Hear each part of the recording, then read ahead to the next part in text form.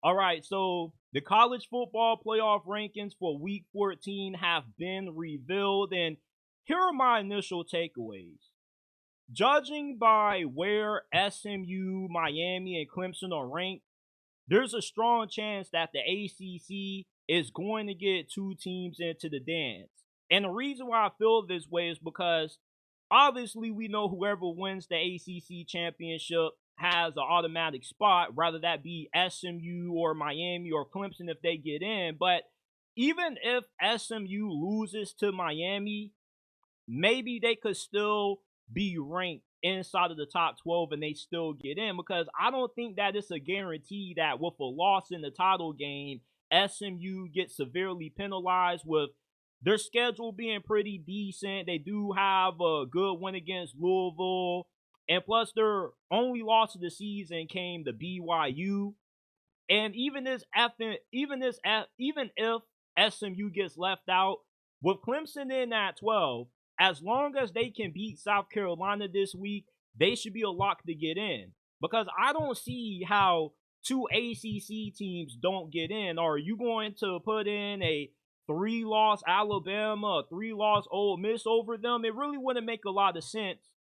And three, let's say if Clemson was to lose to South Carolina, okay, South Carolina will probably be the only three-loss team that will make sense to put in over SMU. If you're making the argument that Alabama and Ole Miss deserve a spot in the playoffs over SMU because their strength of schedule, my whole argument is I can't give you props for beating good teams on your schedule if you're losing to some of the better teams that you were expected to win. I can't give you props for beating Georgia when you just lost on the road to Oklahoma and you've lost to Vanderbilt. Certain losses just should make it more difficult for you to get into the playoffs, even though you do have really quality wins.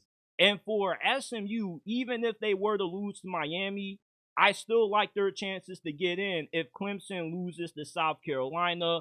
So I think that it's a given that we are going to have two ACC teams in the playoffs. My second takeaway is that no matter what, we are going to get a three-loss team in the playoffs, no matter if it's a three-loss Ole Miss or Alabama or a three-loss Georgia who either loses to A&M or Texas in the SEC championship game.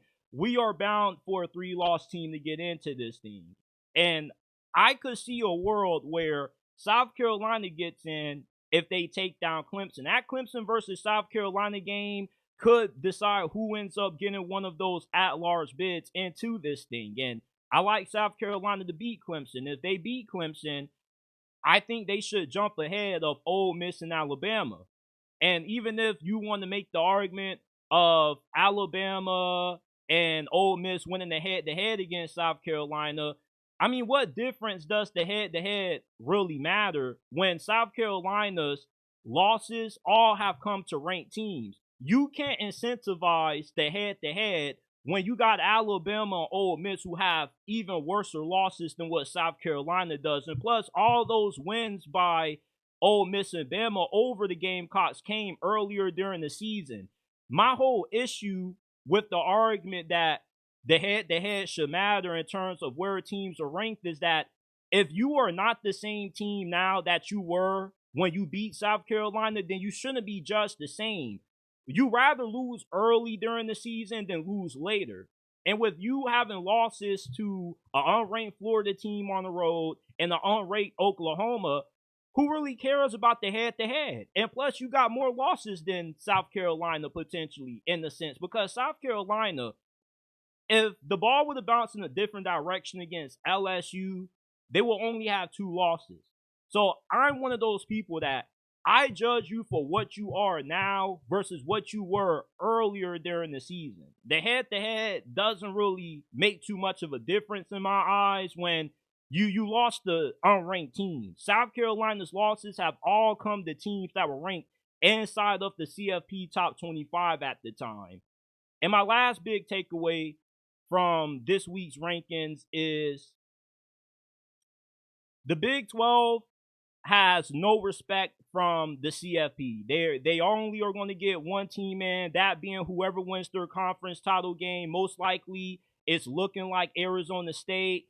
The Big 12 just hasn't been that good this year in terms of quality teams. You got a bunch of above average to slightly good teams and a bunch of mid in that conference. Kansas State, Iowa State, BYU, even Colorado. None of those teams are really that good, and whoever they play in the first round is going to mop the table with them. And the committee is obviously showing us that the only non-Big Ten SEC conference that has a realistic shot of getting two teams in is going to be the ACC, depending on how things transpire this last week of the regular season. So these are my quick takeaways from the initial rankings. Leave your thoughts in the comment section down below.